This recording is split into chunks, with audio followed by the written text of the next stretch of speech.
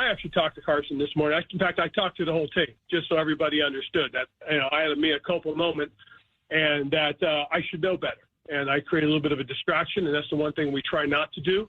And it's one thing that I'm very aware of. I mean, again, let's be honest. It's one of those things that, when you misstep, some people just can't wait to dive onto it and jump onto it and hold on to it and, without an opportunity to explain yourself. So that's on me. I should know better. But, yeah, Coach addressed it, handled it. Nothing for me that I'm overly concerned about. Coach is a very straightforward, upfront guy, and he addressed it in the team meeting, which I thought was really cool, and what he meant by it all. So I feel very confident in that. I was fully in support of everything Ron Rivera said until that little bit at the end about, when you make a mistake, everybody wants to jump on you before you can explain yourself. Well, Ron, you could have explained yourself whenever you wanted. You could have called another press conference that day. You could have done a conference call with reporters. Hey, folks, I'd just like to address something I said earlier today because I was wrong. Yeah, he said something that opened the door to criticism. And he set the record straight the next day, but he could have set it straight whenever he wanted to. So that part I really didn't like. Carson Wentz taking the high road. Who knows what's going on behind the curtain? And this is the one team that doesn't need a distraction like this, Chris, because they got a short week game against the Bears on Thursday night. How do you process this and put it behind you and go out and win one of the few games left on your schedule that you got a chance to win? Yeah, no, and Mike, I do want to bounce, back on what you said there because you're right. It is a little thing right now in our culture of like people in the spotlight. How dare you call me out on something that I said that was wrong or not right for our football team? And now it's become a discussion. This is what we're here for. We're not trying to be a jerk to you, Ron Rivera. We're actually trying to sit here and tell you, whoa, why would you do that? What was the point there? And it's shocking because I don't think we really expect things like that from Ron Rivera's mouth a whole lot. He's usually not that type of guy. Kind of, semi-place the blame and then semi-place the blame on a guy where everybody's kind of waiting to jump on his back no matter what anyways. So he kind of, adds fuel to the fire in that department there. I think that's why we were all talking about this. And I think we all thought a little bit that it was like factually a little misleading too, in a conference that the quarterback position has not really been very settled. That's what we said yesterday. The quarterbacks, well, damn. I mean, the Giants and Daniel Jones, as we discussed, I don't think they've wow, we got our guy the last 3 or 4 years and we're building the franchise around him, let alone they're on what? Their third head coach out of 4 years. So they've had to deal with their own turmoil. So that doesn't make sense. Philadelphia, it's Nick Sirianni's second year. And quarterback has just become like, oh, okay, I think we got a good one here in the last few months. In this month, really. We went into the season still questioning Jalen Hurts. So that's where it didn't hold merit. And that's where it kind of seemed like excuse-making or piling on Carson Wentz because that's the easy thing to do. And I know that's not what he meant. I know. And I'll give him credit because the first thing to do, and this is where Ron is awesome, is he is a straightforward guy. There is no BS in him. And good for him to recognize and not double down and try to, explain his way out of it and try to justify how he was saying it. It's good to see that he just realized, hey, I shouldn't have said that. And then to address it with the team, that's the right thing to do there too. That kind of ends at least that part or the conversation in the locker room. But still, the damage was done. He opened the door a little bit for the Wentz, let's pile on him conversation. And that's where I think we all felt like it was wrong. So on the dust-up meter, yeah, I'm surprised you didn't work that into It was the offensive side of the ball. It wasn't the defensive dust-ups. Where would you put it, 1 to 10, with 10 being the dustiest of the dust-ups? Well, I would say, honestly, in a locker room, I think it's going to be like a 5. It's one of those things where, hey, guys went in the next day. They're like, damn, okay, whatever. Wow, shocked he kind of said that about Carson. I'm sure there was a few guys even on the offense that were like, damn, Carson's one of the least of our problems here. He hasn't been perfect. So that's where I don't think it's a huge deal to the team. I think it was more of a, if we go into the media dust-up meter there, that's where it's a little higher on the scale. And that's where I think you get into the 7.5, 8 range here. You know, again, because I just think it's given everybody a jump-off point. Everybody wants to jump on Carson Wentz. We know that. And we know some of it's, you know, rightfully so.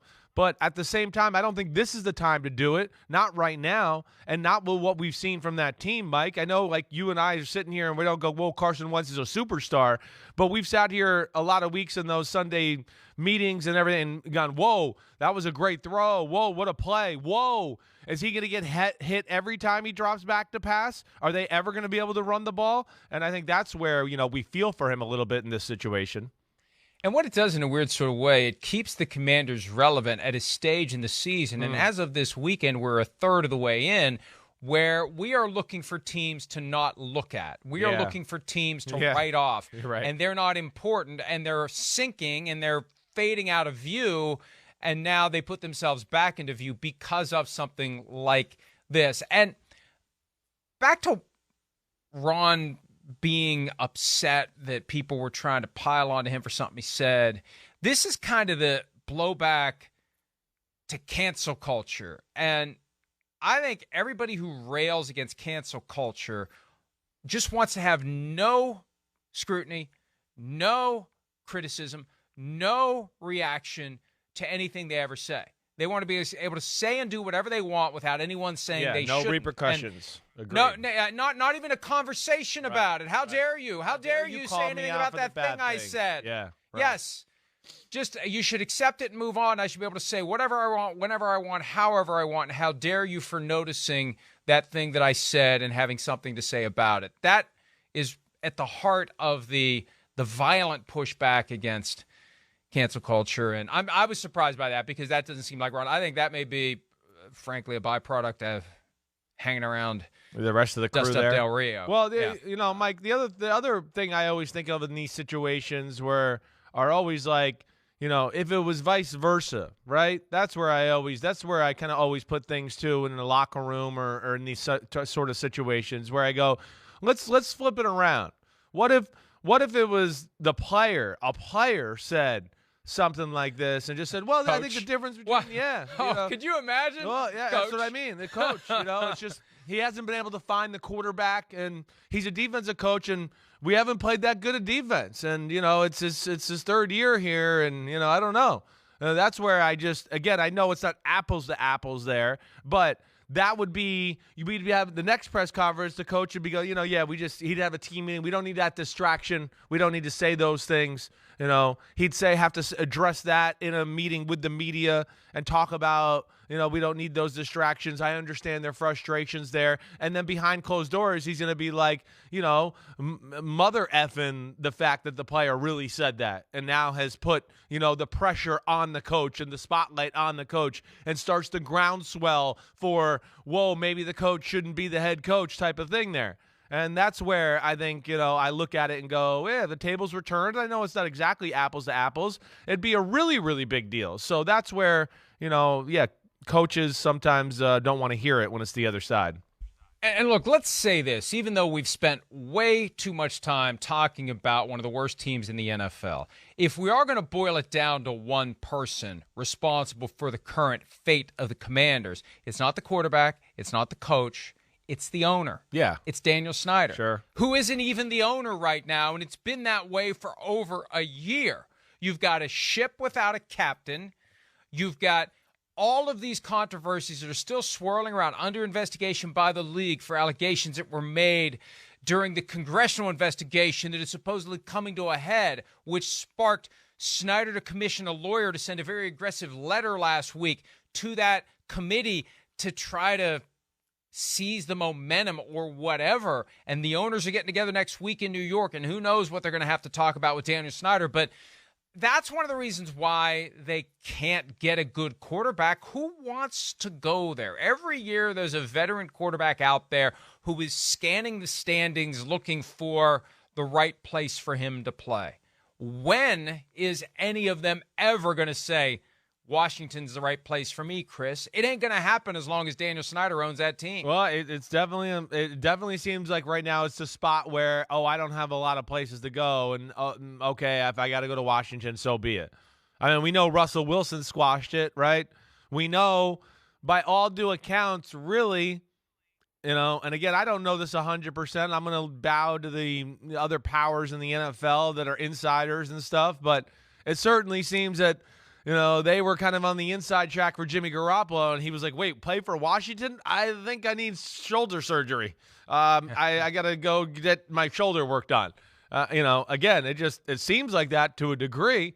That definitely put a wrinkle in the, okay, wait, Washington might want Jimmy Garoppolo, and ended it, so it can make you speculate nonetheless. But, right now it is not a hot commodity. It's certainly not, and I think you're right. The owner is the main culprit there, and why we think that. My understanding is they basically had 3 pots going at quarterback: Russell Wilson, Jimmy Garoppolo, and Carson Wentz. And Wilson wasn't going to go there. The Broncos thing was already the inside track done deal. And some would say that Washington didn't even get a fair chance, but what was going to happen? What was going to change? Just like with the Rams and the Lions the year before and Matthew Stafford, what was really going to change there? Was Matthew Stafford going to say, yeah, go ahead and trade me to Washington? Right. I think Washington tried to get in on that too. Yeah. Well, they were mad because they didn't get a fair shot. They didn't get a chance. Right. Yeah. That's why, and they got clowned for this, and I think this is wrong. They called every team, including the Chiefs, to see if they had any quarterbacks available. That's just, we're turning over every rock. We're not going to allow, this time around, there's going to be no doubt. We're calling every team, all right? We're not going to get frozen out of any conversation. We're calling every team to see if there's a chance. Of course, some of the teams, there's no chance, but at least you can say we didn't miss anybody. And they still got Carson Wentz. And again, like you said, he hasn't been horrible. He hasn't been. There's a lot of issues there. There's a lot. But if we're going to boil it down to one person, right, as to why this team is fading to the back of the pack and is the worst by far in its own division, it's owner, not coach, not quarterback, not anyone but owner. Well, the thing that I think is annoying about it too is just in this specific situation, I think you could really honestly say too and go, I mean, again, I know it's not perfect, but I'd go, am I wrong? But it to me, it seems like it's the best quarterback play they've had in Washington in 3 years. So that's where the other part of it for me as an ex-quarterback and a football player going, this is – the offense is scarier now and is explosive right now than it's been. And in the last 2 years, they had a running game. And the quarterback was the biggest issue, with whether it was Alex Smith out there on one leg or, hey, Taylor Heineke every week, let's just hold our breath. Whoa, he did it again. It was pretty good. They found a way to win. I mean, that's kind of the bar we were at with Heineke. So that's where, again, I'm sitting here going, wait, we're going to, let those guys kind of have a free pass when they do nothing for the football team. And now we have a guy who does some stuff that go above and beyond, and he's new to the system, and it's not perfect, and then he gets crushed every time he drops back to pass, but we're going to bring him out about the quarterback play. And I know he wasn't really directly trying to criticize Carson Wentz, but the way he said it and how he said it, that's what it leads everybody to believe and think. And that's where I think we're talking about it and saying it's unfair to Carson Wentz, and it's not right with some of the things he tried to portray in the whole situation. We expect an NFL head coach, especially a 2-time coach of the year, to be in better control of what he says, what he means, how he says it, how he communicates. Communication is one of the most important aspects of the job. Hi, it's Mike Florio. Thanks for watching PFT on YouTube. Hit subscribe for the latest news and analysis from Pro Football Talk.